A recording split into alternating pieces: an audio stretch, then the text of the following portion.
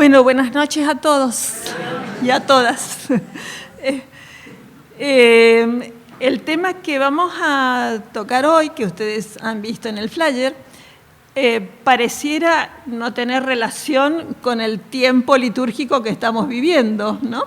Estamos comenzando recién el Adviento, ya entrando en el clima de preparación a la Navidad, y nosotros vamos a hablar acá de la muerte, la resurrección de la carne, la vida eterna, el juicio, el purgatorio, etc., ¿no? Pareciera medio como a contramarcha. Sin embargo, si ustedes han prestado atención, por ejemplo, al Evangelio del domingo, a las lecturas del primer domingo de Adviento, como también irán a escuchar otras en el segundo domingo de Adviento, por ejemplo, no sé si recordarán de qué hablaba. ¿Recuerdan cuál era el texto del Evangelio, tomado del Evangelio de Mateo, del capítulo 24 de Mateo? Era un texto que tiene que ver justamente con el juicio final, ¿no? Con el juicio final.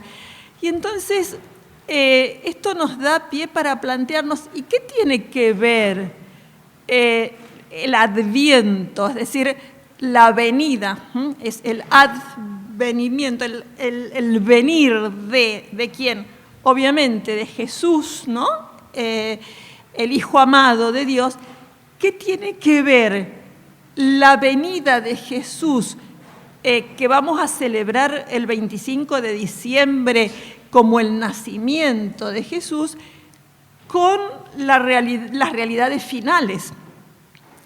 Aparentemente podrían pensar que poco o nada. Sin embargo, está íntimamente ligado, ¿no es verdad?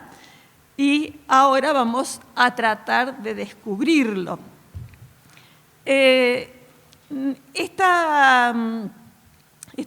Vamos a empezar viendo un poquito esta lectura del Evangelio del domingo, como decíamos, del capítulo 24 de Mateo, que a veces cuesta entender, como cuestan entender la mayoría de estos textos que hablan de las realidades finales, que usan a veces un lenguaje difícil que nos atemoriza muchas veces, ¿no?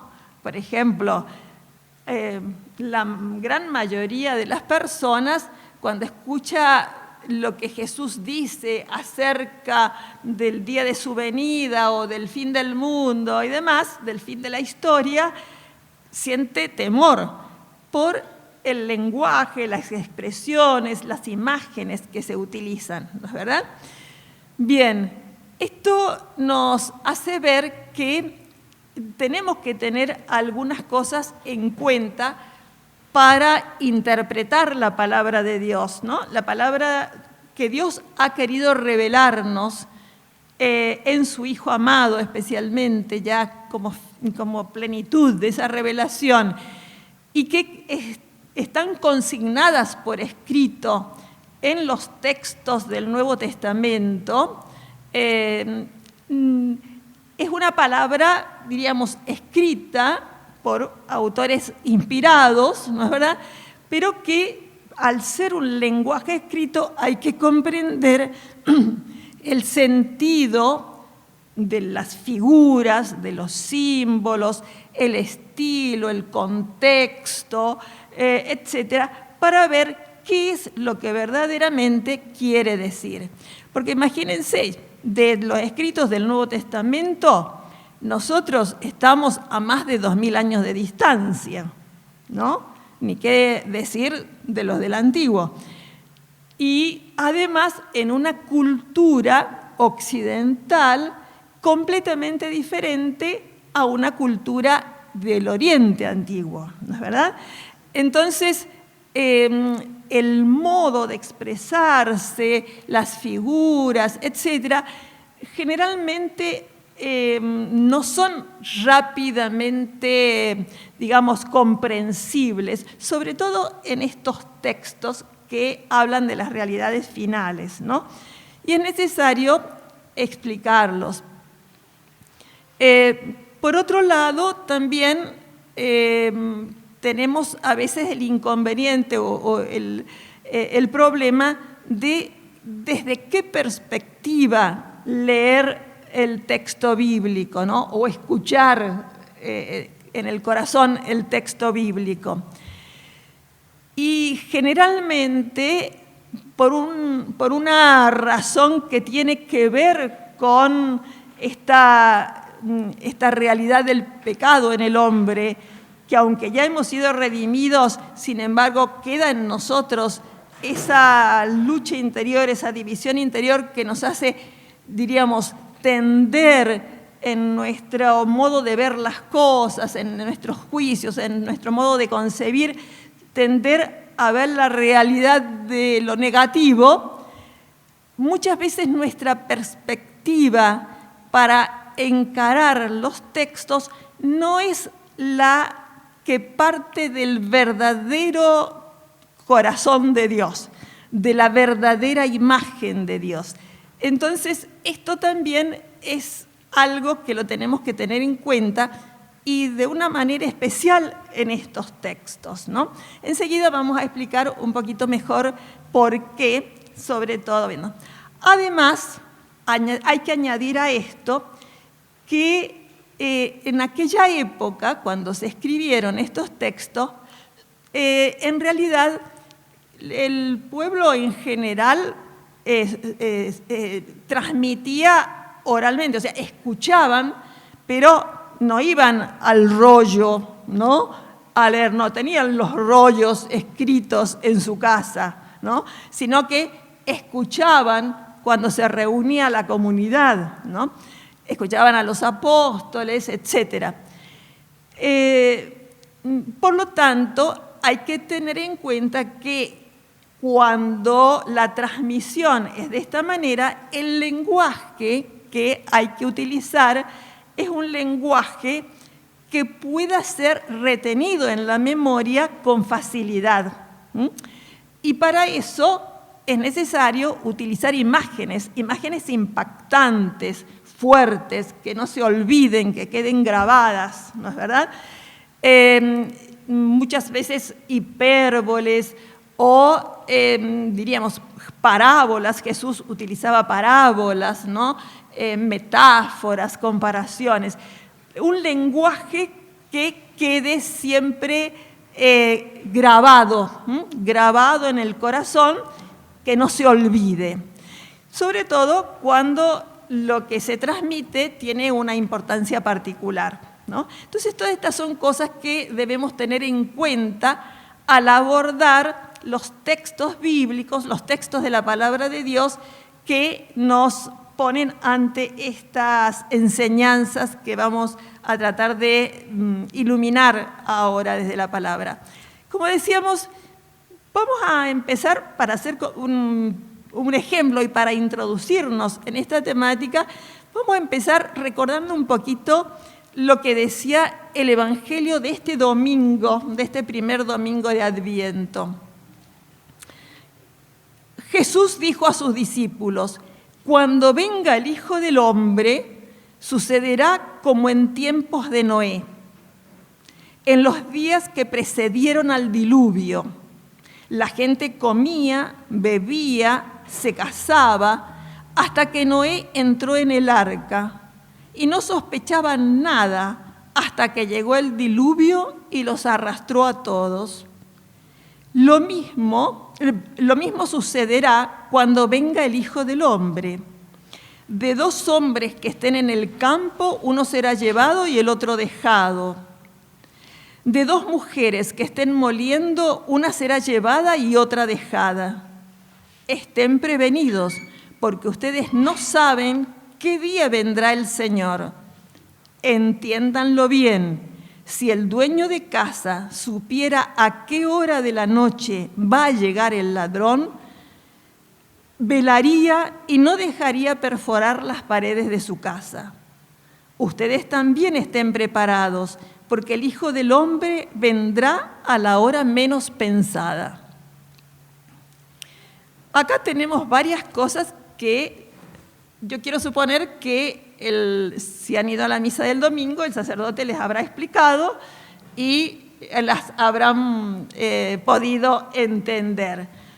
De todas formas, nosotros vamos a retomar algunas cosas para verificar esto que decíamos recién, ¿no? El tema es cuando venga el Hijo del Hombre. ¿Quién es el Hijo del Hombre? Era el modo con que Jesús se llamaba a sí mismo, es decir, para recalcar verdaderamente su humanidad, ¿no es verdad?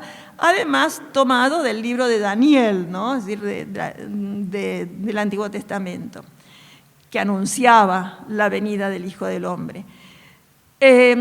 Cuando venga el Hijo del Hombre, ¿y cuándo vendrá el Hijo del Hombre? Si ese Hijo del Hombre es Jesús, que ya ha venido, que justamente está predicando a los discípulos y demás, ¿cuándo vendrá? Y es lo que nosotros llamamos la parusía, es decir, la segunda venida del Señor, cuando ya vendrá gloriosamente, acompañado de sus ángeles y de los santos y demás, ¿no es verdad? Entonces, fíjense cómo la primera lectura del domingo ya nos está hablando del día final, ¿no? El día en que será recapitulada toda la historia en Cristo. Cuando venga el Hijo del Hombre, sucederá como en tiempos de Noé. ¿Y quién era Noé? ¿Y por qué viene a colación acá Noé? Lo tenemos allá, ¿no?, en el Antiguo Testamento, en los primeros textos con los que comienza la Biblia, allá en los capítulos 7, 8, 9, a este personaje que obviamente no, digamos, es un personaje mítico, diríamos, ¿no? Está tomado incluso de textos mucho más antiguos del Oriente, de epopeyas del Oriente, pero que son narraciones de tipo sapiencial, ¿no?, que expresan claramente la convicción de lo que Israel va descubriendo, el pueblo de Dios va descubriendo a lo largo de la historia, a partir de este Dios que se ha manifestado, que se revela a través de acontecimientos históricos, de palabras, etcétera, ¿no? En la época de Noé se nos dice la realidad del pecado había llegado a su punto culminante, nos dice el texto bíblico en el capítulo 6, ¿no? Ya todo era pecado sobre las de la tierra. Entonces, Dios decide este diluvio, como decimos, no está contando una crónica histórica, sino que este texto está presentado para hablar de una nueva creación, ¿no? Ya la tradición hebrea concebía que el hecho de que Dios haya liberado a este pueblo descendiente de Abraham, de Egipto, y a través de grandes prodigios y a través del paso del Mar Rojo, hubiese podido no solamente sacarlos de la esclavitud, sino a crearlos como pueblo santo, pueblo sacerdotal, pueblo unido a Dios por la alianza, era una nueva creación. Esto era una nueva creación. Ya de este mundo, diríamos, contaminado por el pecado, Dios ya se había reservado, de alguna manera, un resto con el cual había establecido un nuevo vínculo, aquel que perdieron los primeros padres, un nuevo vínculo, que es un vínculo no cualquiera, es un vínculo de amor. O sea, de hecho, Dios va a hablar de Israel como su hijo, ¿no? Y también los profetas van a hablar de la relación de Dios con Israel como del esposo con la esposa. Es decir, es un vínculo amoroso. Dios irá haciendo una historia de nueva creación.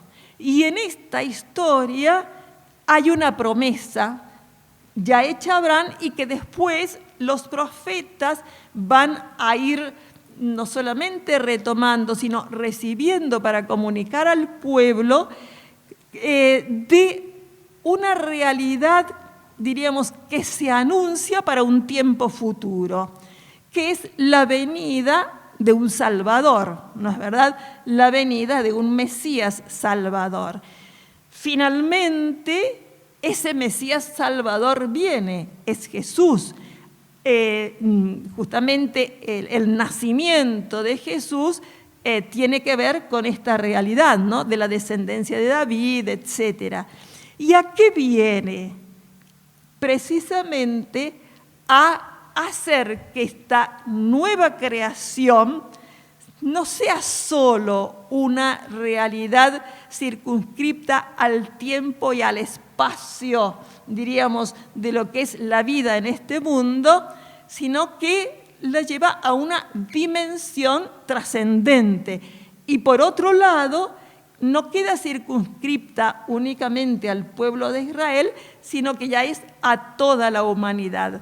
Por eso toma la figura de Noé, porque Dios, después del diluvio, hace con Noé y con toda la realidad recreada una alianza, la primera alianza, en la cual afirma que nunca más el mundo será destruido, ¿no? Jesús, precisamente, será el que viene a realizar esta realidad, esta nueva creación que es para toda la humanidad, ¿no? Y que libera al hombre, al que se deja liberar, libera a todo hombre de la destrucción del pecado, ¿no es verdad? Bien, entonces por eso habla de Noé, retoma esta figura. Y al mismo tiempo se nos dice, la gente comía, bebía, se casaba.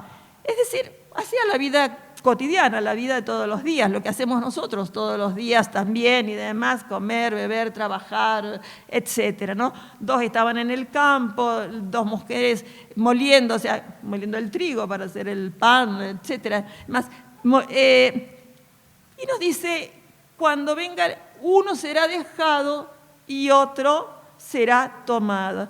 ¿Y esto qué significa? ¿No es verdad? Fíjense, porque Jesús les está, digamos, advirtiendo a los discípulos que la vida la tenemos que vivir no como si nada pasara, como si nada hubiese pasado, ¿no?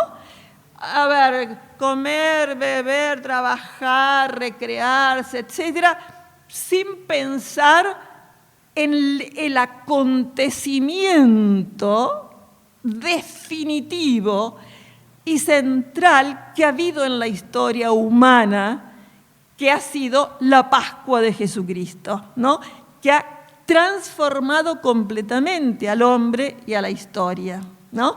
Entonces, a ver, esto es una realidad, acá hay una advertencia. ¿Quién será dejado, quién será tomado? Y acá está haciendo referencia, podemos tomarlo en dos sentidos. Por ejemplo, que nos viene digamos, a alertar a nosotros acerca de cómo tenemos que vivir en perspectiva al día final, ¿no?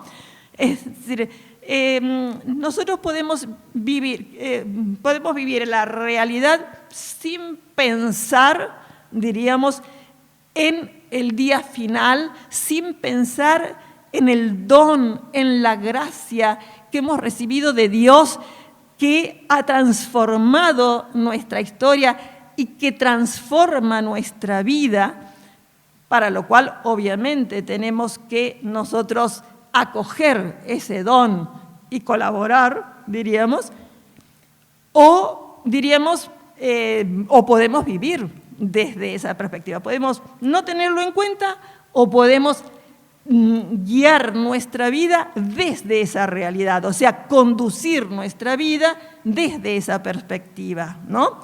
Son dos realidades distintas, una o la otra.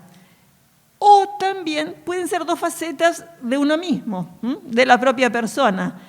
En cada uno de nosotros pasa que durante ciertos momentos o ciertos tiempos ni nos acordamos de que en algún momento vendrá el Hijo del Hombre, Gloria. Es decir, vendrá la realidad del juicio final, del fin de la historia. O podemos, en otros momentos, sí tenerla presente, ¿no? O sea, puede referirse a las dos realidades, pero siempre nos está introduciendo en esto. Lo que Jesús les da son las advertencias para saber que en la vida tenemos que caminar siempre a través de un discernimiento. La palabra juicio que se utiliza en la Biblia, por ejemplo en el Evangelio, implica eso, implica discernimiento. No es un juicio a la manera como nosotros interpretamos en la realidad jurídica de nuestro tiempo, ¿no? Un tribunal que dicta sentencia, etc. No. Se trata de un discernimiento, es decir, de un descubrir, ver, separar lo que es de Dios de lo que no es de Dios, ¿no? De lo que nos lleva a la vida y de lo que no nos lleva a la vida, sino a la destrucción del pecado. Es decir, entonces, para esto, Dios ha ido hablando a lo largo de la historia, pero se ha manifestado plenamente en Cristo, su Hijo amado, ¿no? La Iglesia nos dice, en Jesucristo Dios se ha dicho, ha dicho todo su misterio, ¿no es verdad? Y el misterio del hombre. Entonces, acá se está advirtiendo de esto. Nosotros, ¿cómo tenemos que encarar la vida después del acontecimiento de la Pascua de Jesucristo? Y tenemos que encarar la vida teniendo en cuenta esta realidad. No estamos aquí para nada, para sobrevivir simplemente. No estamos acá solo para comer, beber, casarnos, etc. Nosotros estamos aquí de paso como peregrinos que caminan hacia una realidad que ya se ha iniciado, de la que ya participamos, pero todavía no plenamente, todavía no plenamente. Es decir, nunca podemos olvidar, y esta visión es la que tiene que dar el sentido a los acontecimientos, a las decisiones, al modo de comportarse en la vida, digamos, de definir nuestra vida. Por eso el Señor dice, estén prevenidos, estén prevenidos. Ustedes no saben qué día vendrá su Señor. O sea, esto es una realidad que no se nos ha querido revelar. ¿Y por qué no se nos ha querido revelar? Todos quisiéramos saber cuál es el día en que viene el Señor, porque entonces el día anterior empezamos a limpiar la casa, ¿no? Nos preparamos. No, porque en realidad nuestra mentalidad es esa. A ver, yo ahora me ocupo de mis afanes, de mis trabajos, de las cosas que me interesan, que me divierten y demás. Ya, bueno, cuando esté por venir el Señor, entonces ya me pongo en línea. No, en realidad en cualquier momento puede ser ese día, ¿no? ¿Por qué razón también? Porque no solamente esperamos la realidad final, la venida gloriosa del Señor al final de los tiempos, sino también porque toda nuestra vida es transitoria, ¿no? No sabemos en qué momento y en qué circunstancia el Señor viene a buscarnos, digamos, por la realidad de la muerte, ¿no? Y entonces acá se plantea esto también. Estén prevenidos, porque ustedes no saben qué día vendrá, a qué hora de la noche va a llegar. Esto nos hace acordar a otros textos, por ejemplo, las parábolas de las vírgenes prudentes o necias, etcétera, ¿no? Que ustedes recordarán claramente. Entiéndanlo bien, si el dueño de casa supiera a qué hora va a llegar el ladrón, velaría. No dejaría perforar. Bueno, esa es la actitud que tenemos que tener siempre, por eso no sabemos. Tenemos que estar siempre velando. Esto es lo que también les enseñaba Jesús a los discípulos. Estén siempre vigilantes, siempre en vela, ¿no? Porque el enemigo anda como león furioso buscando a quien devorar, ¿no es verdad? Hay que estar siempre velando. Ustedes también estén preparados, porque el Hijo del Hombre vendrá a la hora menos pensada. Fíjense, este evangelio con el que, como decimos, hemos comenzado el tiempo de Adviento, ¿no es verdad? Nos pone ya al inicio del año litúrgico en esta perspectiva. ¿Cómo tenemos que vivir? Siempre atentos, siempre vigilantes. ¿En qué sentido? Sabiendo que toda nuestra vida tiene que ser siempre, diríamos, a la luz de Dios, a la luz de la verdad que se nos ha manifestado, ¿no? Que toda nuestra vida ya ha entrado en una nueva creación y se nos pide caminar, diríamos, en la esperanza, en la fe confiada, diríamos, de esta realidad. Después vamos a ver un poquito de qué, digamos, cómo nos dicen otros textos de la Escritura esta realidad. Entonces, queda claro que las realidades finales no están separadas de las realidades de la primera venida de Jesús que vamos a celebrar, digamos, nosotros ahora prontamente en el nacimiento. Decíamos que muchas veces no tener la perspectiva justa acerca de quién es Dios, el Dios que se nos ha manifestado en Jesucristo, que se nos ha revelado, se ha mostrado totalmente en Él, a veces nos lleva a tener, diríamos, muchos temores de estas realidades, temor de la muerte, temor del juicio, temor, etc. Vamos a ver un texto que nos da la perspectiva justa, una de tantos, pero es un texto bellísimo que nos da esa perspectiva justa.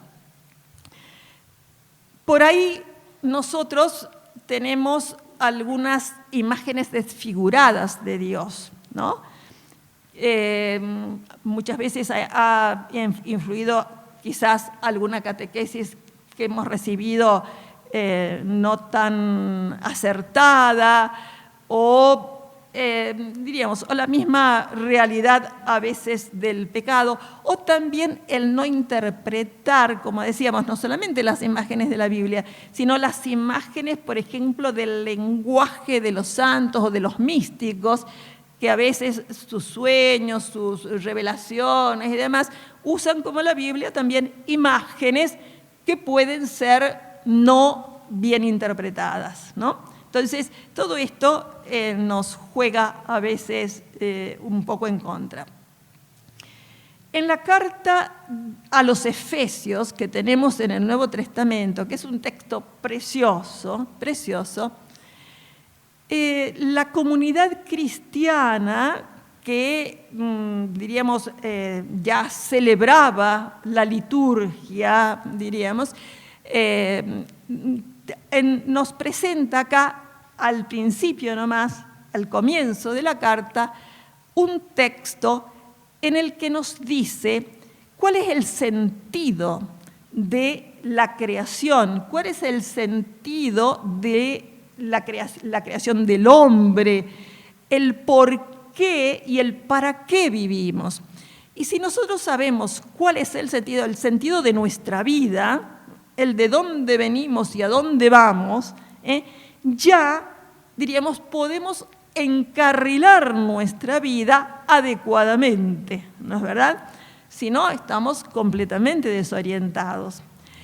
En este texto, que no lo vamos a leer todo, por supuesto, ahora porque sería largo, pero después ustedes lo pueden buscar en su casa y saborearlo, hay algunas afirmaciones, todas, pero vamos a recalcar algunas afirmaciones importantísimas.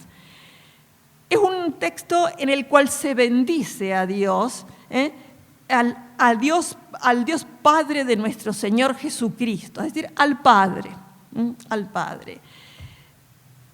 Nosotros tendríamos que preguntarnos qué imagen tenemos del Padre, qué imagen tenemos de Dios Padre.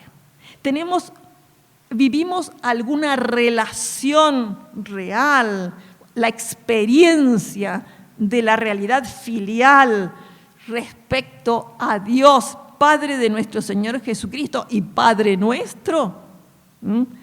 Eso nos tenemos que preguntar. Fíjense acá, ¿por qué se bendice a Dios? ¿Por qué la comunidad bendice a Dios?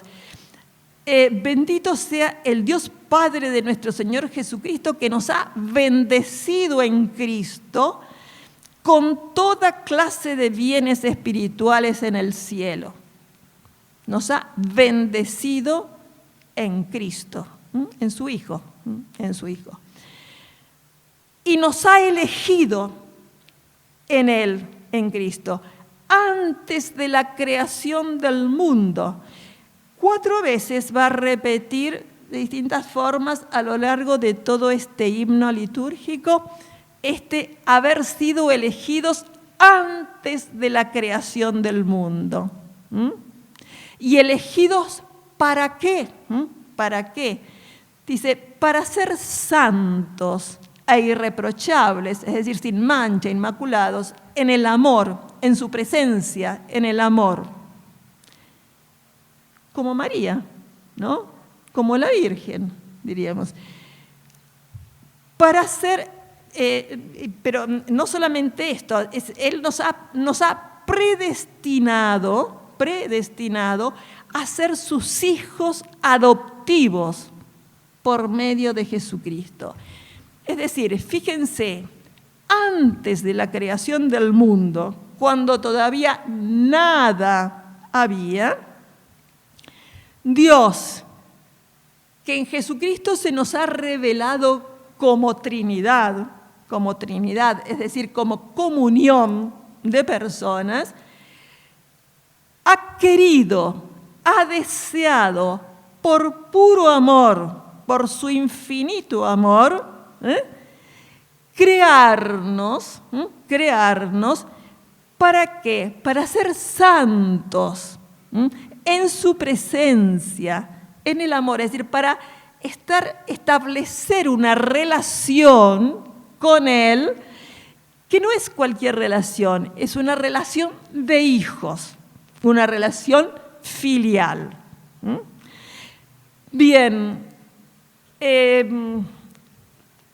esto, diríamos, nos da como decíamos antes, una perspectiva para descubrir, diríamos, ante la realidad de este Padre que nos ha amado y nos ha elegido y nos ha bendecido desde antes de crearnos, mucho antes de que viniéramos al mundo, en cada uno de nosotros.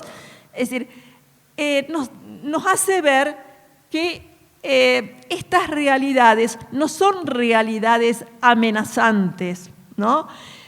No vemos detrás de aquellas realidades, un Dios enjuiciador que está ahí mirando, vigilando, para ver, diríamos, cómo de alguna manera castigar el mal que podamos haber hecho o premiar el bien que... Es más, Jesús y todo el Nuevo Testamento nos enseña que nada bueno puede salir de nosotros si no es don de Dios, ¿no? Todo es gracia, todo es don. Por eso, en realidad, diríamos, acá lo que tenemos, lo que nos muestra esta realidad, esta única vocación humana, esta única predestinación del hombre, es que Dios nos ha querido y nos ha creado en Cristo para ser sus hijos, y por lo tanto para entrar en esta relación de intimidad con Él. Fíjense que en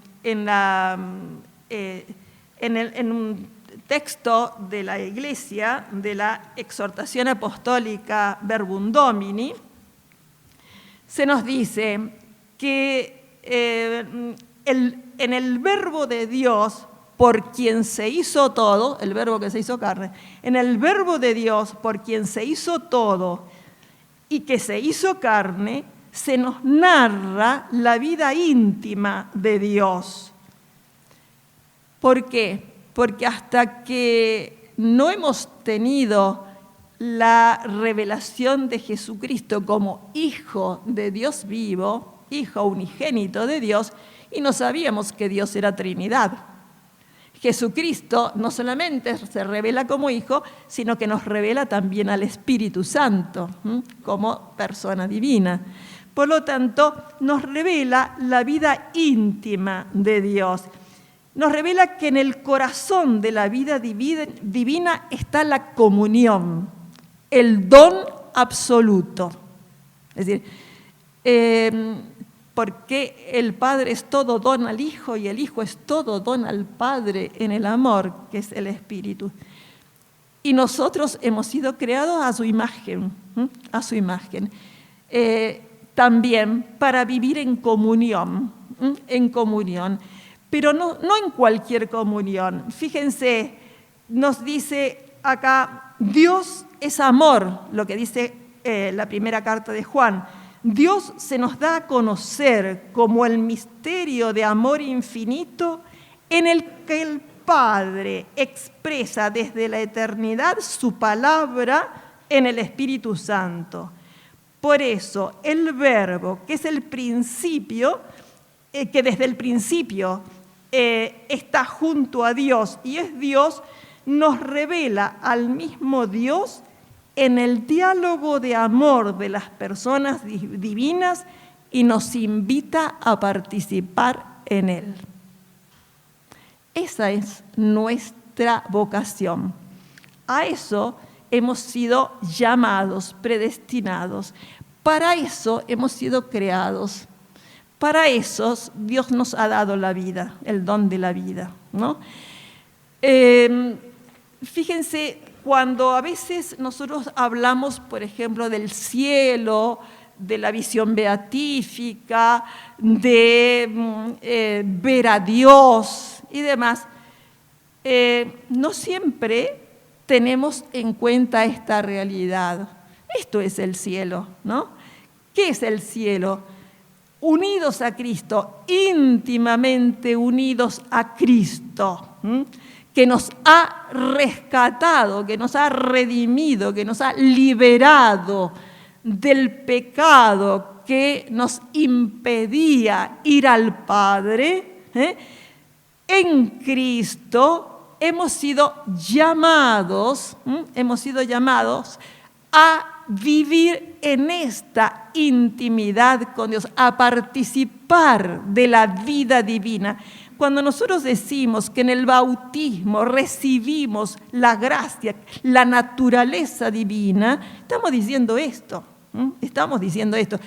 Estamos ya participando como hijos en el Hijo, hijos adoptivos porque no lo somos por naturaleza, como hijos en Cristo, en la vida divina. Esa es la vida eterna. Cuando hablamos de la vida eterna es la vida divina, no es otra cosa. No es una vida larguísima que se prolonga por siglos y siglos, no.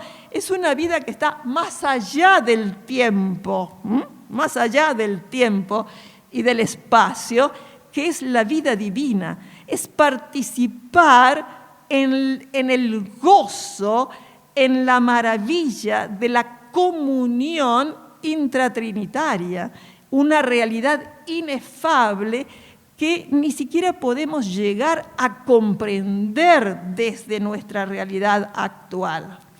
Esa es nuestra vocación. Para eso hemos sido creados, para eso hemos sido redimidos.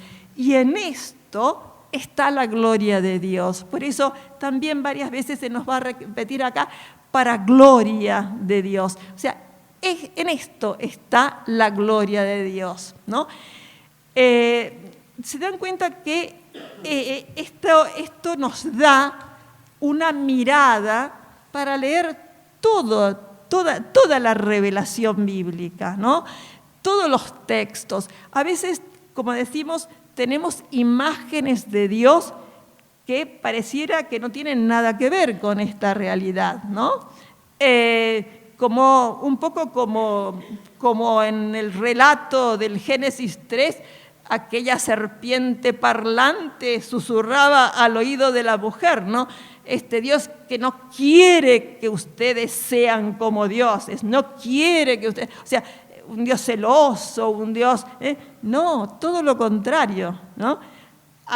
Aquello es la mentira, ¿no? La verdad es esta, y esta es la verdad que se nos ha revelado en Jesucristo, ¿no? Entonces, fíjense, por esto nosotros podemos decir que Dios no ha hecho la muerte. Así lo dice ya el libro de la sabiduría en el Antiguo Testamento. Dios no ha hecho la muerte, ni se complace en la perdición de los vivientes. Y en el Nuevo Testamento se repite reiteradamente que Dios quiere que todos los hombres se salven, es decir, puedan llegar a vivir esta realidad, que todos los hombres se salven y lleguen al conocimiento de la verdad, de esta verdad, ¿no? Acá nos planteamos entonces, ¿y por qué la muerte entonces? Porque la muerte parecería, diríamos, contradecir esto que estamos diciendo, ¿no? Aludiendo a aquella narración del Génesis 3, Pablo en la carta a los Romanos dice, por un solo hombre entró el pecado en el mundo, y por el pecado la muerte. Y así la muerte pasó a todos los hombres, porque todos pecaron. Es decir, la muerte no viene de Dios. La muerte ha sido introducida por el hombre que, haciendo mal uso de la libertad que Dios le ha dado, libertad que exige el amor, porque es solo en libertad se puede vivir y corresponder al amor. De lo contrario, somos siervos, estamos sometidos, ¿no? Bien, el mal uso de esa libertad llevó al hombre al pecado, y por el pecado entró la muerte. Es decir, perdimos la vida que Dios nos había dado como participación de la vida divina. También en la carta a los Romanos, más adelante, en el capítulo 6, dice Pablo, el salario del pecado es la muerte, mientras que el don gratuito de Dios es la vida eterna. Podríamos decir que la muerte no ha sido querida ni pensada por Dios para nosotros, aun cuando nuestra realidad temporal, nuestra realidad natural, diríamos, es temporal, la muerte no ha sido querida por Dios para nosotros. Y eso nos lo muestra claramente Dios en aquello que nosotros llamamos la asunción de María al cielo. María, aquella que no fue tocada por el pecado, ¿no?, vivió la muerte, sí, pero como un paso, como un tránsito al Padre, ¿no? Es decir, no como una realidad de destrucción, ¿no?, sino como el paso de esta vida al Padre. Llegado al término de su vida mortal, pasó de este mundo al Padre. Para hacer este paso, diríamos, murió, pero no padeció la destrucción que, diríamos, que es salario del pecado, ¿no? Bien, podríamos decir, esto es lo que Dios ha deseado para todos nosotros, pero que en nuestra libertad perdimos y que Cristo vino a redimir. Cristo vino a redimir, Cristo vino a devolver esta posibilidad de pasar de este mundo al Padre, de no quedar en la realidad de la muerte. En general, la mayoría de las personas de nuestro tiempo evitan pensar en la muerte. Hay gente que, diríamos, es de mala onda esto, no pienses en esto, ¿por qué? No, es decir, evitan pensar en la muerte y en las circunstancias que rodean a la muerte, como son muchas veces la enfermedad, el desgaste, el sufrimiento, etcétera, ¿no? Sin embargo, diríamos, la realidad de la pandemia nos la ha puesto ahí delante y nos ha hecho tomar un contacto cercanísimo con esta realidad, ¿no? Esta realidad dolorosa. Jesús también la vivió como dolorosa. Fíjense su llanto ante la tumba de Lázaro, por ejemplo, ¿no? Su compasión por aquella viuda que había perdido a su único hijo, sabiendo incluso que los podía resucitar y que de hecho lo hizo, ¿no es verdad? Pero la realidad de la muerte como salario del pecado es una realidad dolorosa, como decíamos, y que Cristo la vivió asumiendo hasta el fondo, hasta el fin, este dolor en toda la realidad de la humillación y del sufrimiento de la pasión, de la muerte en cruz. Además, lo ha vivido sufrientemente. De hecho, así nos lo muestran los evangelios también y la carta a los hebreos, ¿no es verdad? La realidad de la muerte nos plantea algunas preguntas, ¿no? Por ejemplo, nos plantea preguntas acerca de, sobre todo cuando la muerte es de alguien cercano, amado, digamos, con quien tenemos un vínculo profundo. Por ejemplo, la muerte de un hijo es una realidad terrible, la más terrible.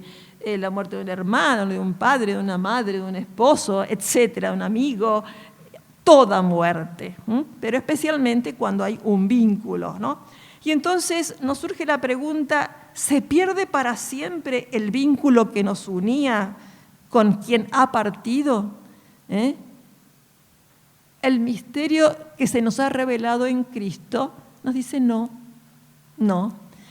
porque quien está en Cristo, quien está unido a Él, está unido por el bautismo, ha sido unido a su muerte. Pablo va a decir en la carta a los romanos, cuando habla del bautismo, va a decir que morimos con Él para resucitar con Él, ¿no? Es decir, nos conformamos íntimamente a Él, nos hacemos partícipes de todo su misterio. Eso es lo que ya ocurre en nosotros, ¿no? Lo que ya ocurre en nosotros. Esta participación no se limita al tiempo, diríamos, de nuestro trayecto terrenal.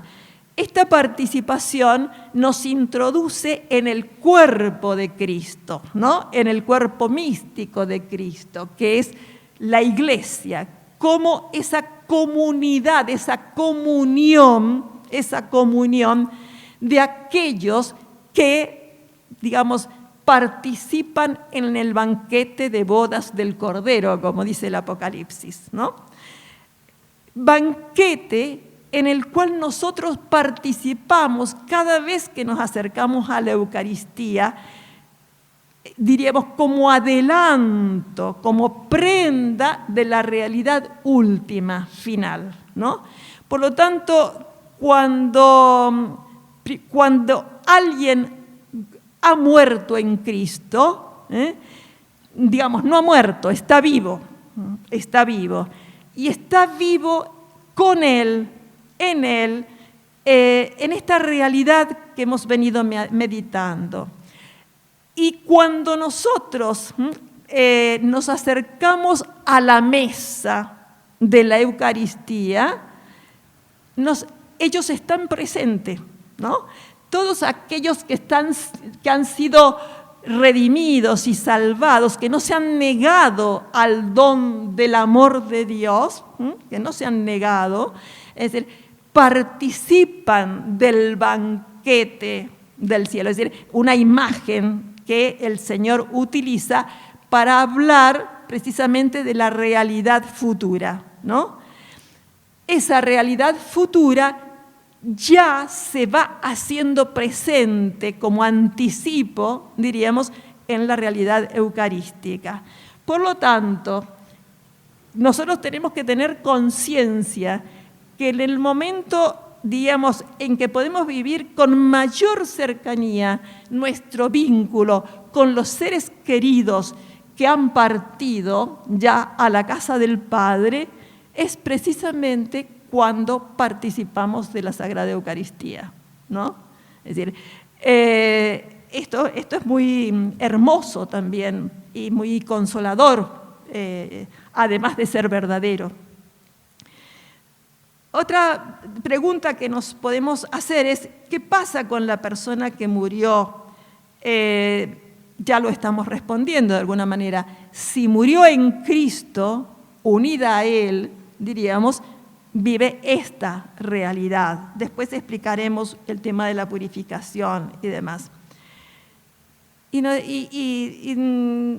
Esto nos lleva a ver que la muerte no es un fin absoluto, ¿no? No es un término, de ninguna manera, sí, sino que es, diríamos, el paso, es la Pascua.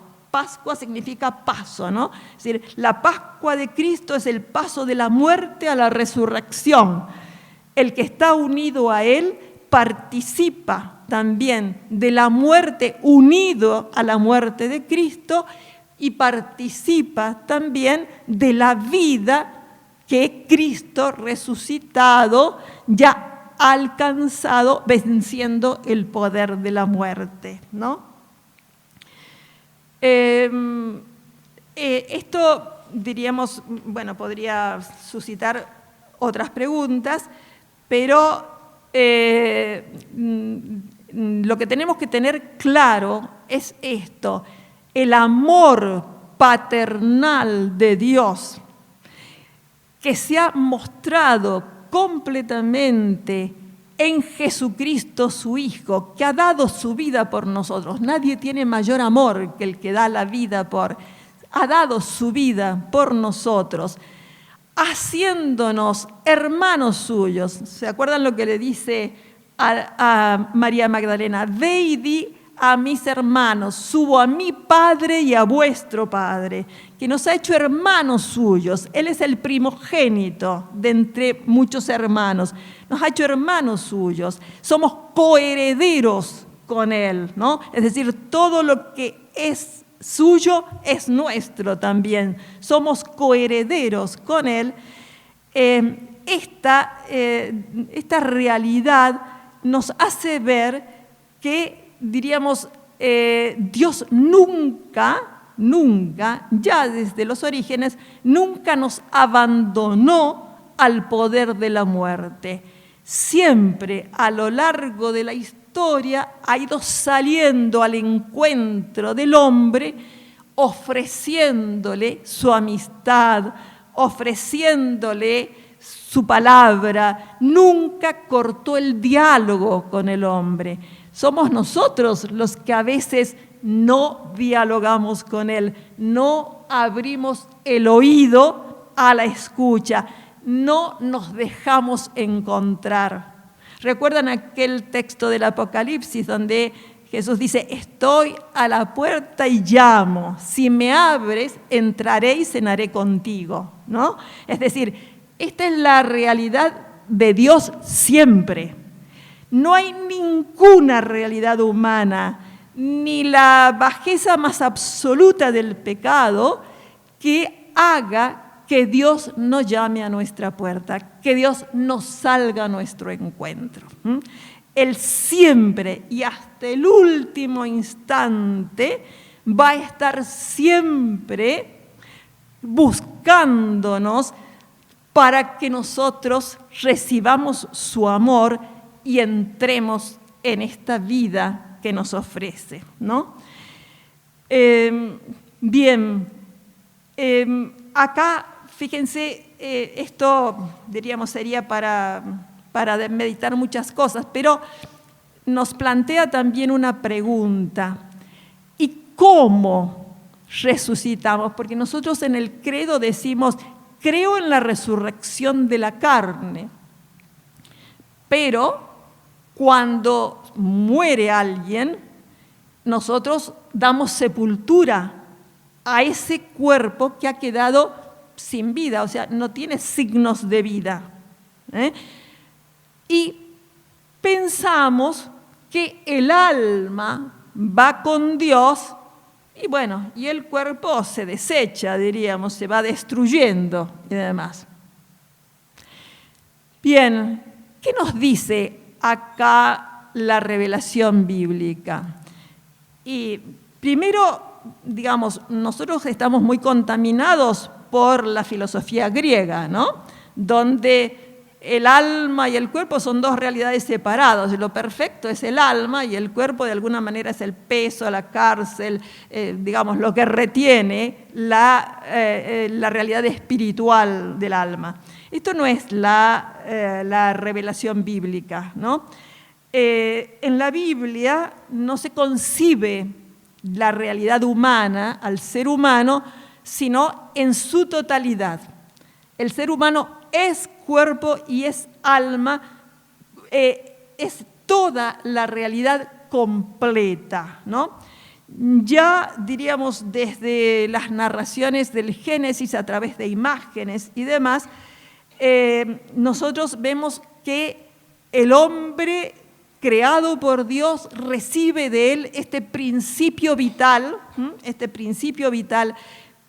bajo la imagen del soplo, ¿no? Pone la imagen del soplo. Dios le da de su propia vida este principio vital que, diríamos, es una realidad que lo une totalmente, le da una identidad, recibe una identidad consciente y propia, ¿no? Que se expresa a través del cuerpo. Porque todo lo expresamos a través del cuerpo. Todo sentimiento, toda palabra, toda experiencia, toda la realidad la expresamos a través del cuerpo, a través de los sentidos, ¿no? Por eso el cuerpo está íntimamente unido a este principio vital que recibimos de Dios. Pero, de hecho, nosotros comprobamos que el cuerpo se deteriora, se convierte en cenizas con el tiempo. Y entonces, acá diríamos, y nos preguntamos, ¿y entonces cómo es esta realidad después de la muerte con los que han partido? Hasta que venga el Señor, diríamos, en el día final y se realice ya la consumación de este misterio con la resurrección en cuerpo y alma de todos los hombres, ¿no? Nosotros no podemos saberlo exactamente. Lo que sí podemos, digamos, deducir de la palabra de Dios es lo siguiente: la persona no pierde su identidad, ¿no? No pierde su conciencia, no pierde su realidad de ser único, distinto, diferente a todo otro ser humano. No pierde su libertad, por el contrario, se plenifica esa libertad totalmente. No pierde toda esa realidad.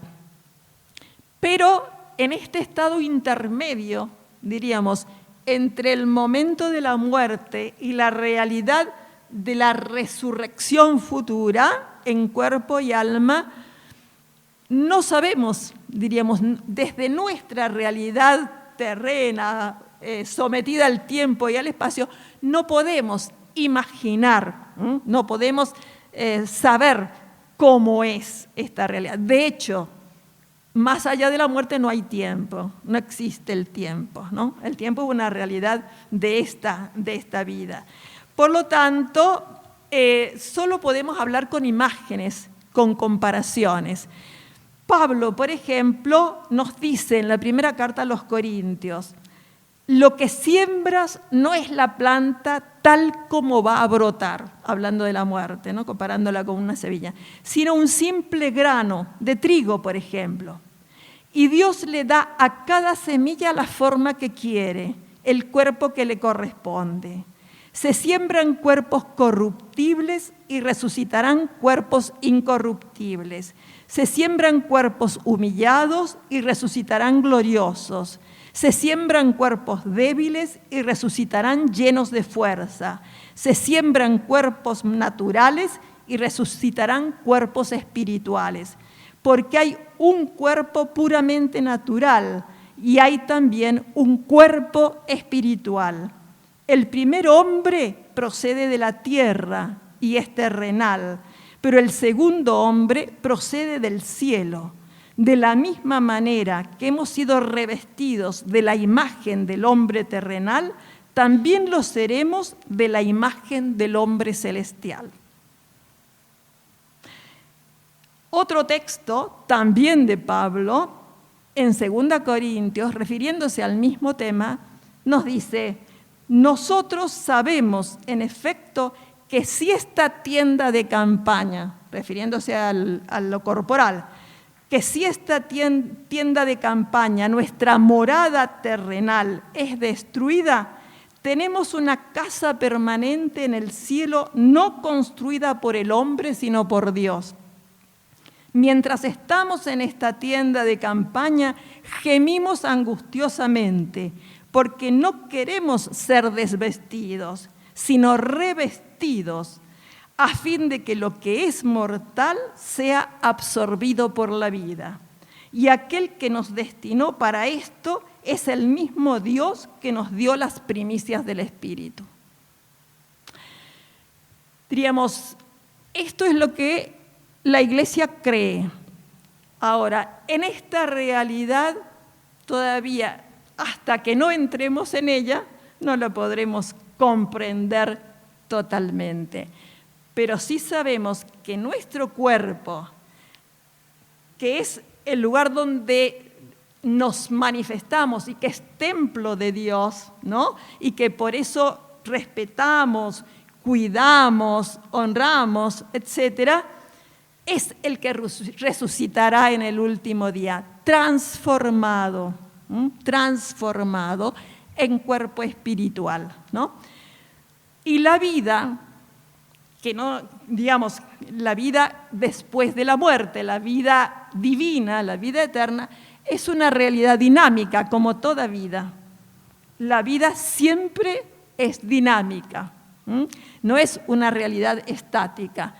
Por lo tanto, no sabemos cómo en esta realidad intermedia se realiza esta vida dinámicamente hacia la realidad definitiva de la resurrección universal, ¿no?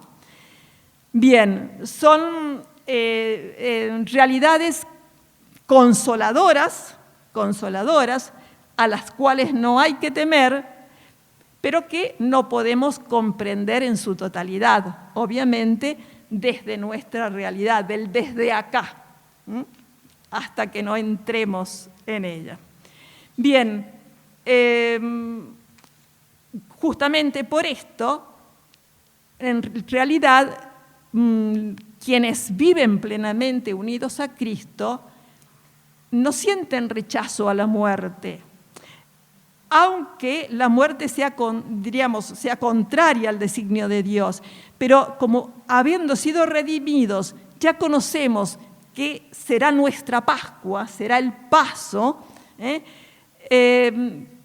Por ejemplo, vemos que San Pablo, por ejemplo, dice: para mí la vida es Cristo y morir una ganancia.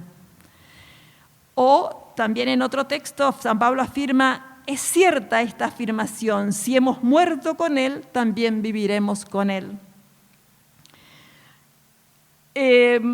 Los santos, ¿no? Por ejemplo, San Ignacio de Antioquía, ya a los principios de la Iglesia, cuando iba al martirio, caminando hacia el martirio, decía: mi deseo terreno ha desaparecido. Hay en mí un agua viva que murmura y que dice desde dentro de mí: ven al Padre. Iba tranquilo al martirio, ¿no?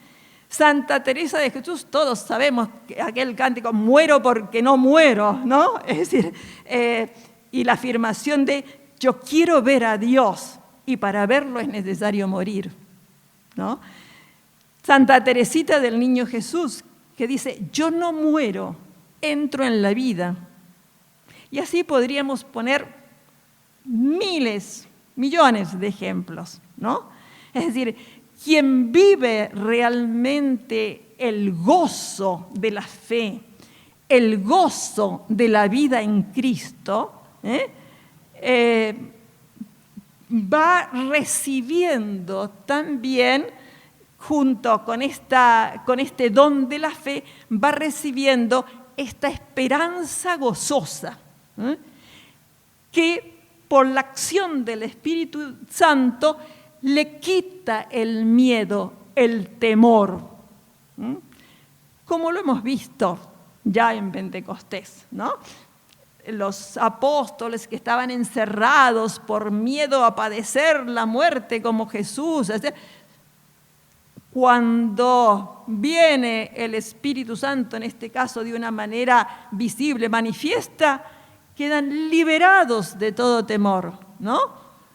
Y ya se lanzan a la vida anunciando a Cristo sin temor alguno. Bueno, esa es la realidad también para todo cristiano que viva verdadera y conscientemente la fe y busque abrir las puertas de su corazón a la acción del Espíritu Santo, a la acción de la gracia. Es un proceso, pero un proceso que se irá dando, diríamos, en la medida en que nosotros vayamos, diríamos, dándole cabida.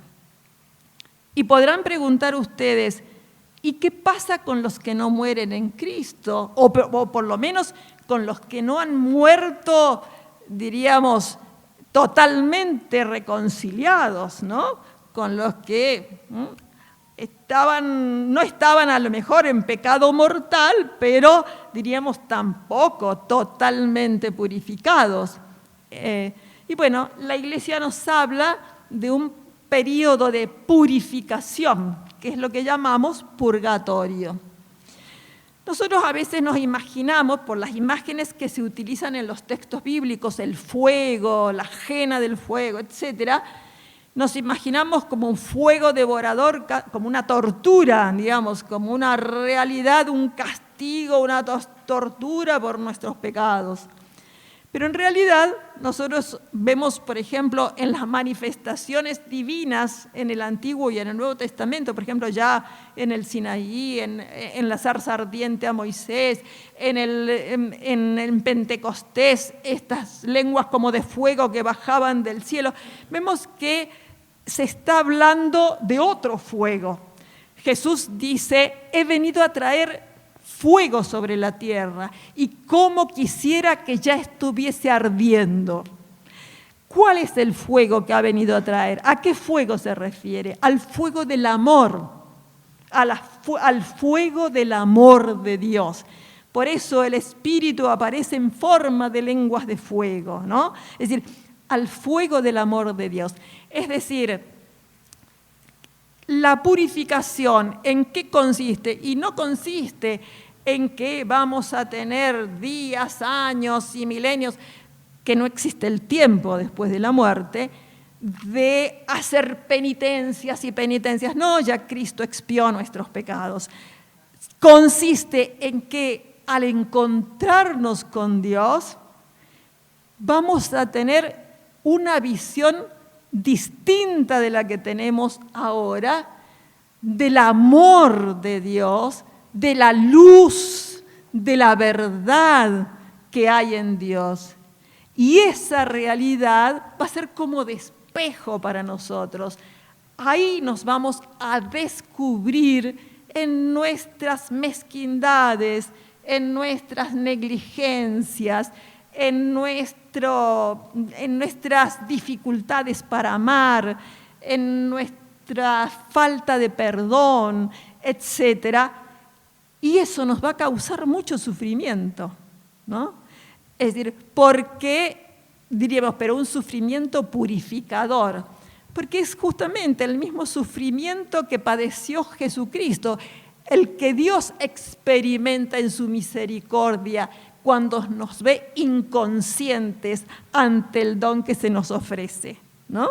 Es decir, la purificación es esto, descubrir, reconocer,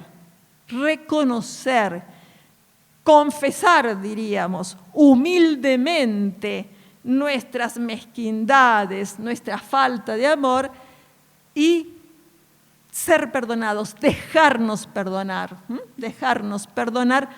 por el infinito amor de Dios, ¿no? En esto consiste la purificación. Purificación que nosotros en realidad deberíamos realizar ya desde ahora, ¿no? Para que cuando venga el Señor, que no sabemos cuándo, a buscarnos, ya nuestro corazón esté totalmente entregado a Él, ¿no? Que no haya resentimientos, que no haya rencores, que no haya falta de reconciliación, que no haya negatividad, ¿no? Que no haya negligencias en el amor. Porque esta realidad, diríamos, sí que es importante, porque nos dice Juan en la primera carta, sobre todo, que es hermosa, es corta, breve y puedan tomarla para leer, Juan nos dice que el que no ama a su hermano es un asesino, o el que odia a su hermano, odiar en el sentido precisamente de privarlo del amor, es un asesino. Y ningún asesino puede entrar en la vida eterna, ¿no?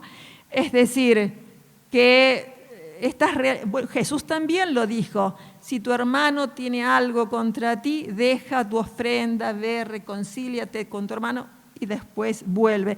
Y después en numerosas parábolas ha mostrado que tenemos que perdonar siempre, 70 veces siempre. O sea, ¿por qué? Porque Dios es comunión.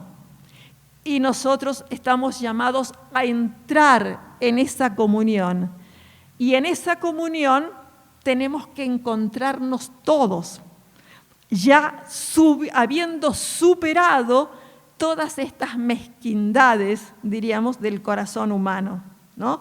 Entonces, si hemos podido ir haciendo este camino acá, estaremos mucho mejor preparados para poder vivir esta Pascua y llegar a la visión del Padre, a ver al Padre, que no es observar, sino que es contemplar desde lo profundo de uno mismo en esta visión intuitiva y gozosa del misterio que se nos revela, ¿no? ¿Podría profundizar, por favor, acerca del purgatorio, la visión, el contemplar a Dios, cómo lleva a la persona a ese sufrimiento de ver y descubrirse en sus mezquindades?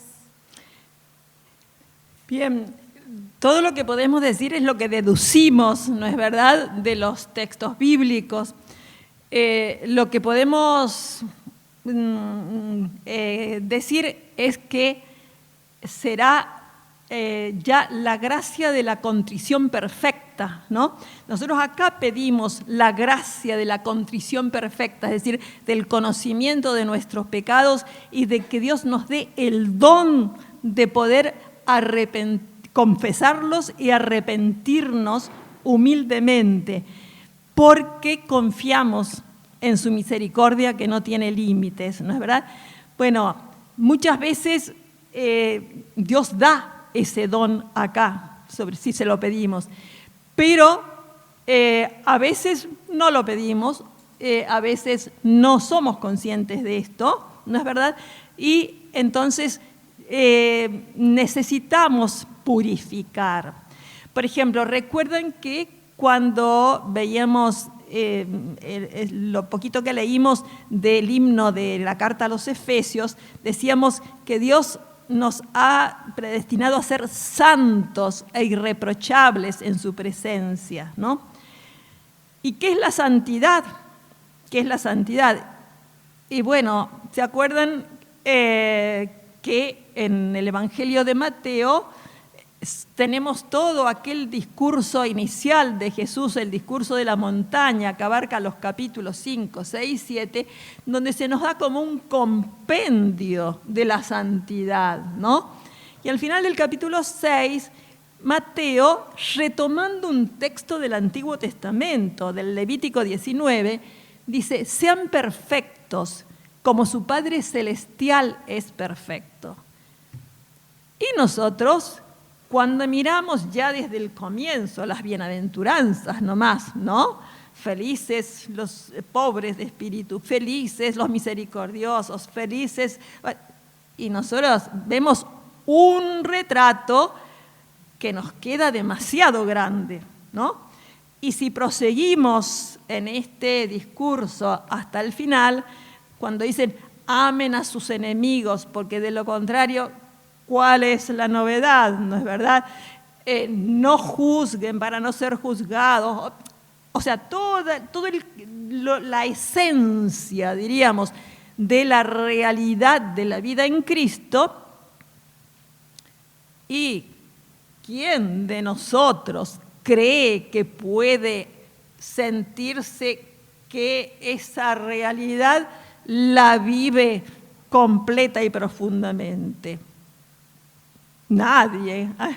Yo creo que nadie, ni el más santo, ¿no es verdad? Esas realidades que no hemos logrado acá, Dios nos las manifiesta. Es decir, ¿por qué? Porque nosotros tenemos que llegar a la verdad de nosotros mismos, no solamente contemplar la verdad divina, sino que a la luz de la verdad divina llegar al conocimiento completo de nuestra verdad, ¿no? En nosotros siempre hay algo de soberbia, que dicen que morirá 10 minutos después de la muerte, ¿no es verdad? Y esa realidad de soberbia nos enceguece para ver nuestra verdad. Y por eso muchas veces nos ponemos en el pedestal y desde ese pedestal juzgamos, miramos las realidades, criticamos, etc. Todo lo que sea contrario al amor, contrario a la comunión, contrario a la misericordia, contrario al perdón, a la paciencia de Dios, la que Dios tiene con nosotros. Entonces, como nosotros tenemos que entrar en comunión con Dios que es santo, tenemos que identificarnos con Él. La purificación o el purgatorio es esta purificación. No podemos medirla en tiempo, decimos, en días, semanas o años, porque no existe la dimensión del tiempo más allá de la muerte. La dimensión del tiempo está marcado por la realidad de los astros acá en la Tierra. Es decir, es una realidad que no tiene que ver con el más allá, ¿no es verdad? Por lo tanto, diríamos, podemos decir, es un proceso de purificación que en realidad nos lleva a la conversión, es decir, la conversión total, verdadera, es decir, volvernos a Dios, porque conversión implica eso. Nosotros la traducimos a veces como cambio de mentalidad, y no está mal. En realidad, en la palabra hebrea es volver, ir hacia una dirección y tomar el camino de vuelta. Es volvernos a Dios, volvernos de cara a Dios. La conversión es, diríamos, estar en la presencia de Dios, ante Dios, desde nuestra verdad, sabiéndonos y experimentándonos infinitamente amados por Él.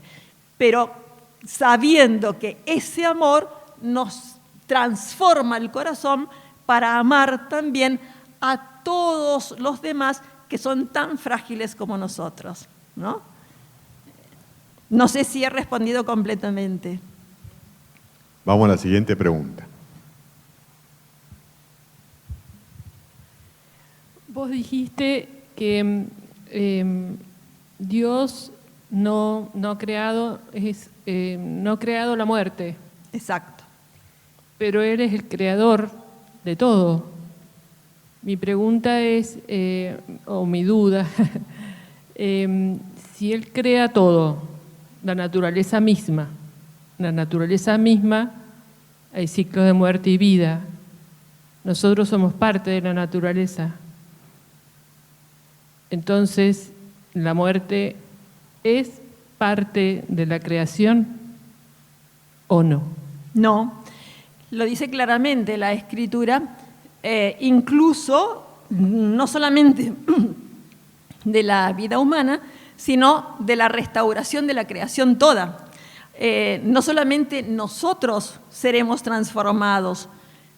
Cuando la Escritura habla de los cielos nuevos y la tierra nueva, que ya anunciaban los profetas, Isaías, por ejemplo, y que se nos habla claramente, por ejemplo, en el libro del Apocalipsis, el último libro de la Biblia, está hablando de esta realidad última en la cual nosotros habremos resucitado plenamente, pero toda la creación habrá sido restaurada, transfigurada. ¿Cómo? No lo sabemos, pero esto es una verdad, diríamos, que está dicha.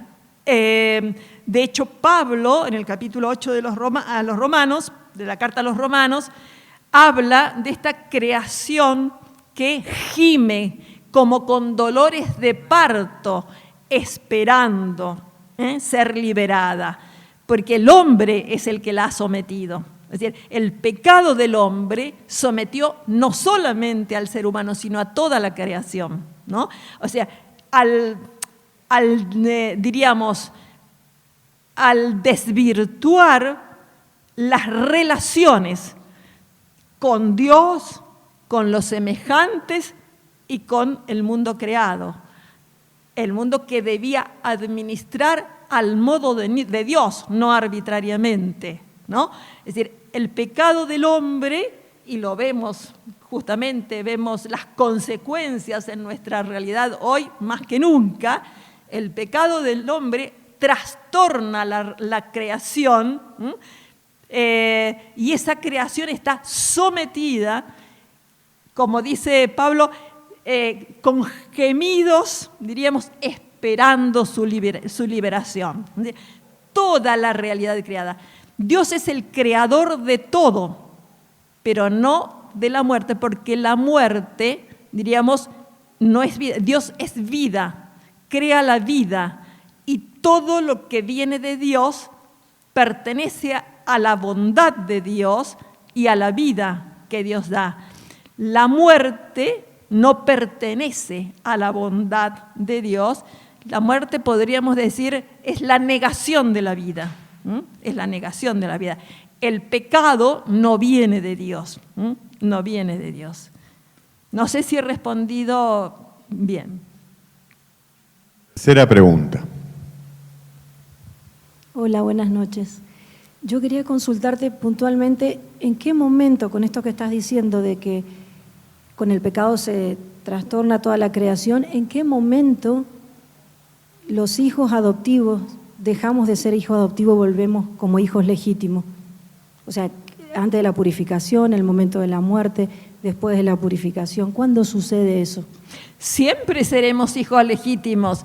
Cuando decimos adoptivos, es única y exclusivamente para decir que no somos de naturaleza divina como el Hijo único, como Jesucristo, que es eterno, como el Padre, preexistente, de la misma naturaleza que el Padre.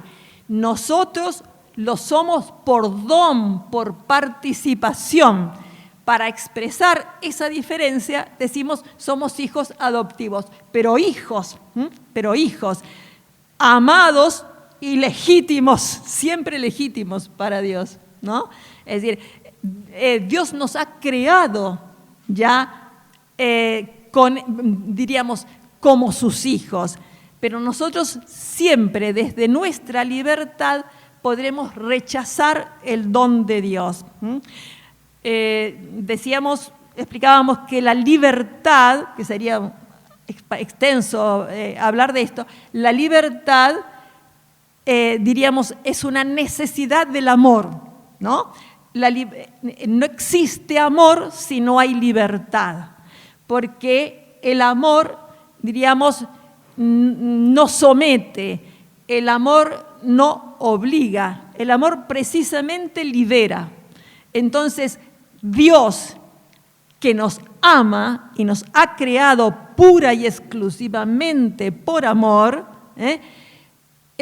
nos ha creado libres.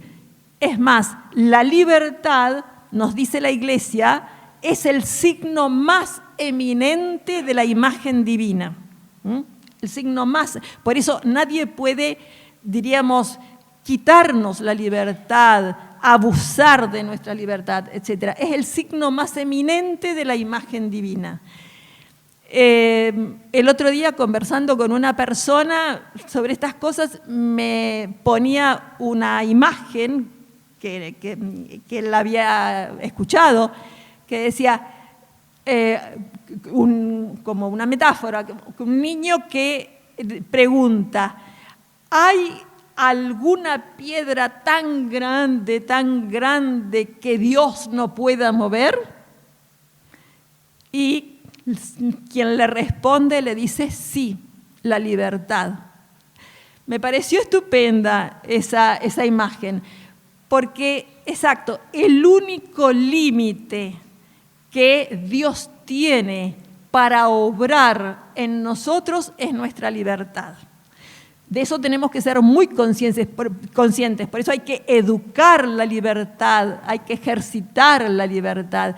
Dios nunca, nunca nos pide o nos manda algo, diríamos, como quien somete. Los mandamientos, los preceptos, las leyes incluso, nunca han sido sino guía, camino para vivir en libertad, para convivir en el respeto también de la libertad de los demás y en el amor a Dios y al prójimo, ¿no? Esto es importantísimo, Nosotros, esto a veces no se desarrolla suficientemente en la catequesis, ¿no? Sin embargo, es un tema que es necesario profundizar. ¿Por qué digo? Porque esto fue el problema de los fariseos, por ejemplo, ¿no? Fíjense que Jesús tiene infinita misericordia, aún hasta con el más grande pecador, ya incluso en su vida terrena, ¿no? Perdonó a todo pecador, incluso a quien fue crucificado con él y que pidió perdón. O sea, no tuvo reparos, siempre Dios ha mirado con misericordia la fragilidad, la vulnerabilidad del hombre, aún en todas sus consecuencias. Pero hay una sola cosa que despertó la ira de Jesús y que fue precisamente la dureza de corazón y la hipocresía de los fariseos que porque cumplían leyes, preceptos y normas santas, sagradas, lo que quieran, creían que eran justos y perfectos, despreciando a aquellos que no lo eran, ¿no?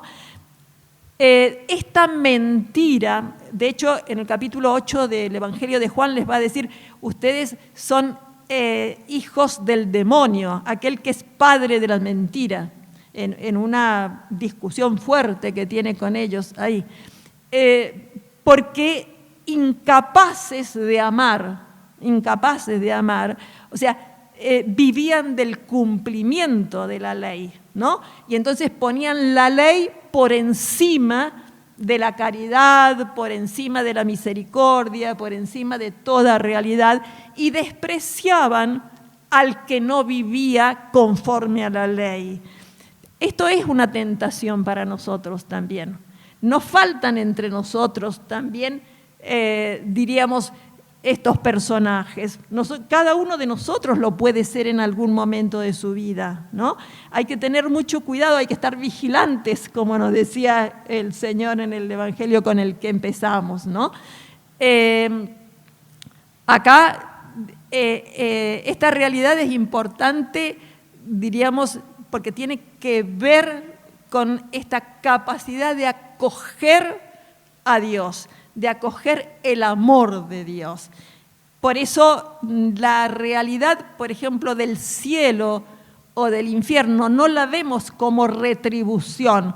O sea, por tus malas obras vas al infierno o por tus buenas obras vas al cielo. No. Si algo bueno podemos hacer o decir, es porque Dios nos inspira y nos da la capacidad de hacerlo. Y si algo malo hacemos es o por nuestra propia fragilidad o por nuestra cerrazón a la gracia a veces, ¿no es verdad? Pero en realidad no vivimos, no es cristiana la doctrina de la retribución, como pensaban los fariseos, por ejemplo, ¿no? Sino que nosotros simplemente vivimos la respuesta al don que hemos recibido. Y esa respuesta al don que hemos recibido puede ser más o menos generosa, puede ser a corazón plenamente abierto o, diríamos, con alguna mezquindad. La medida la ponemos nosotros, ¿no? No sé si he respondido correctamente. Vamos a la siguiente pregunta.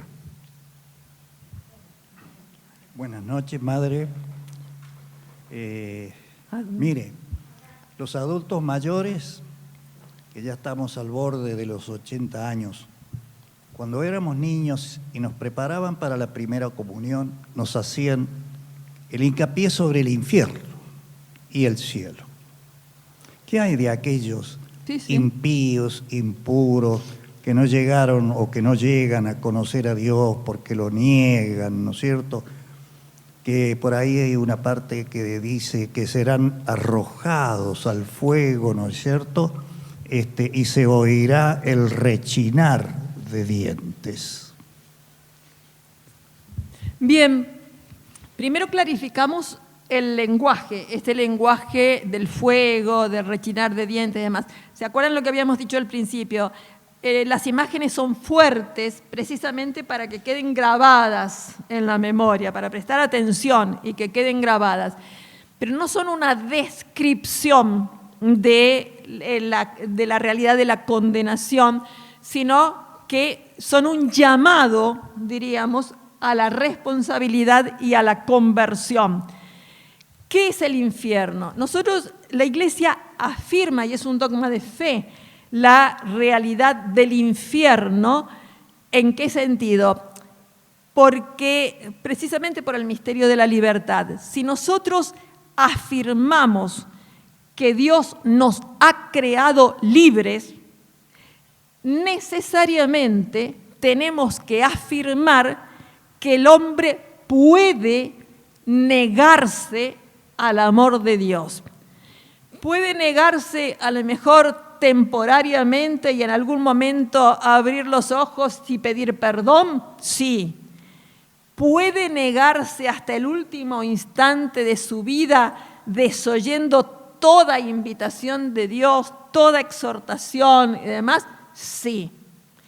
¿Sabemos nosotros si el infierno está poblado de personas o no hay nadie en él? No, no lo sabemos. La Iglesia no lo dice, ni la palabra de Dios tampoco, ¿no? Nosotros no podemos nunca decir que alguien está en el infierno, ni siquiera Judas, ¿no? Porque no lo afirma la Escritura, no lo afirma Jesús, no lo afirma la Iglesia. Sí podemos decir que todo aquel que hasta el último instante de su vida, digamos, ha persistido en negarse a acoger el amor de Dios y a querer vivir su vida prescindiendo completamente de Dios, haciendo su propio proyecto personal y de esa manera, inclusive con las consecuencias que eso tiene en la sociedad, sí existe la posibilidad, porque existe la libertad, porque existe la libertad. Ahora, ¿qué ocurre? Nosotros hemos hablado, por ejemplo, de lo que ocurre con los que mueren en Cristo, ya sea en total purificación o sin haber alcanzado una total purificación. ¿Y qué existe? ¿Qué decimos de aquellos que no son cristianos, que no han sido bautizados o que han muerto antes de ser bautizados, por ejemplo? Y fíjense, la Iglesia lo explica muy bien, ya en los documentos del Concilio Vaticano II ya está explicado y la Iglesia lo vuelve a decir en el Catecismo de la Iglesia, que después ustedes lo pueden leer en el número 846 y siguiente. Dice esto, fíjense, teniendo la imagen de Noé y el arca, los padres de la Iglesia repetían mucho esto: fuera de la Iglesia, que la comparaban con el arca, no hay salvación. Entonces Dice el catecismo, ¿cómo entender esta afirmación tantas veces repetida por los padres de la Iglesia? Formulada de modo positivo, significa que toda salvación viene de Cristo, cabeza, por la Iglesia, que es su cuerpo. Es decir, ¿por qué toda la salvación viene de Cristo a través de la Iglesia, que es su cuerpo? Y porque así lo ha querido Dios en su designio. Es decir, Él nos ha bendecido en Cristo con toda clase y nos ha hecho familia suya, hijos suyos. Por lo tanto, en esta realidad, en esta comunidad, recibimos la salvación, que es justamente lo que recibimos en el bautismo. Pero aclara el catecismo en el número siguiente, esta afirmación no se refiere a los que sin culpa suya no conocen a Cristo y a su Iglesia. Cualquiera de nosotros podría haber nacido en otra tradición religiosa, ¿no? Que no conoce a Cristo, o si lo conoce de oídas y mal, ¿no? Y no conoce la Iglesia, no la Iglesia en cuanto a institución y demás, sino el misterio de la Iglesia como cuerpo de Cristo, como familia de Dios, ¿no? Es decir, muchas veces tiene una mala imagen de la Iglesia por el mal testimonio que damos nosotros, por ejemplo, ¿no es verdad? Entonces, esta afirmación no se refiere a los que sin culpa suya no conocen a Cristo y a la Iglesia. Y dice, los que sin culpa suya no conocen el Evangelio de Cristo y su Iglesia, pero buscan a Dios con sincero corazón e intentan en su vida, con la ayuda de la gracia, hacer la voluntad de Dios conocida a través de lo que les dice su conciencia, pueden conseguir la salvación eterna. Porque Dios no es injusto. No todos nacemos en un ámbito cristiano, ¿no? Hay muchísimos a los cuales todavía no ha llegado el Evangelio, o que han nacido en otra tradición religiosa, o que no les preocupa si Dios existe o no, son agnósticos o son ateos, ¿no? Normalmente por el testimonio a veces que han recibido, ¿no?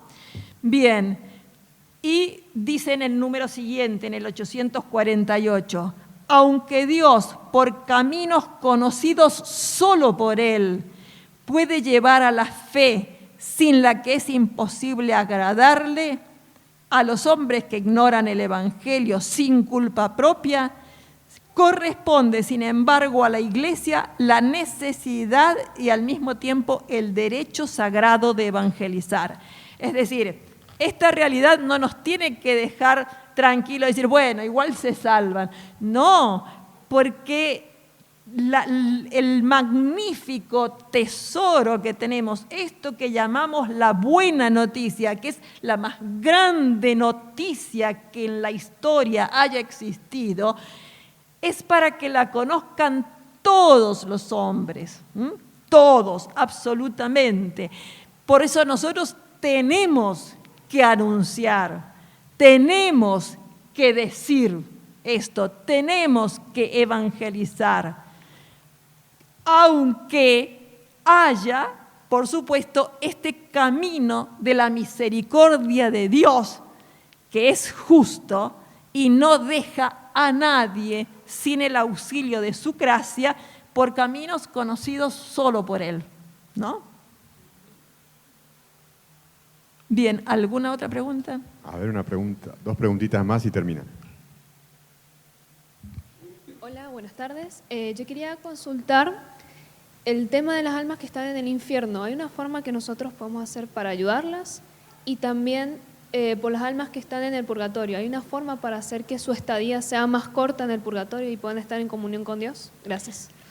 Bien, primero decíamos recién que no podemos afirmar que alguien esté en el infierno. Y si hubiese alguien en este estado de condenación, porque ha negado a Dios y su gracia hasta el último instante, incluso con lo que acabamos de leer, vemos que aún no siendo cristiano, Dios sale al encuentro de las personas por medios conocidos solo por Él. Es decir, si lo ha negado hasta el último instante y está en este estado de condenación, eso ya es definitivo. Esa realidad ya es sin vuelta. Es definitivo. No podemos hacer nada por ayudarlos. Sí, en cambio, y esto viene incluso ya desde la tradición anterior a Cristo, ya en el libro de los Macabeos ya está el tema del sufragio por los difuntos, ¿no? A ver, si nosotros, y la Iglesia lo recomienda, nos exhorta a hacerlo, diríamos, orar por los difuntos, sobre todo ofrecer la Eucaristía por los difuntos, también penitencia, limosna, etcétera, y también, diríamos, en esta oración alcanzar para ellos la indulgencia, es decir, que Dios ya purifique completamente y libere totalmente a la persona para que pueda estar plenamente en su presencia, en el amor. Sí, eso lo podemos hacer desde la oración, la limosna, la penitencia, etc. ¿Tenemos alguna pregunta más?